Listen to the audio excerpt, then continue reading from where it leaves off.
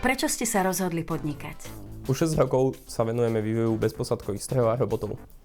Keď som zahájil tento vývoj, uvedomil som si, že táto robota ma baví. Počas vývoja týchto strojov sme si uvedomili, že okrem toho, že nás to baví, by bolo fajn, aby to bolo aj finančne výnosné. Z toho dôvodu som sa rozhodol začať podnikať.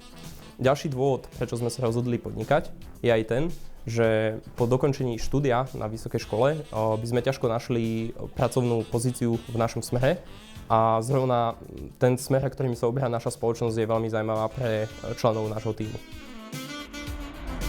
Je možné podľa vás sklabiť štúdium a podnikanie? A čo by ste odkázali študentom s dobrou podnikateľskou myšlienkou? Som presvedčený, že štúdium a podnikanie sa dá určite sklobiť dohromady, no človek si musí určiť svoje priority a musí hlavne na dosiahnutie svojich cieľov tvrdo pracovať a často si odoprieť zábavu a podobne. Myslím si, že keď má niekto dobrý podnikateľský nápad, tak určite by ho mal vyskúšať aj popri štúdiu. Aké sú vaše podnikateľské ambície, vízie? Po dovíjaní prototypu plánujeme zahájiť predaj produktu. Tento produkt má sofistikované riešenia. Takéto sofistikované riešenia sú veľmi zaujímavé pre trh.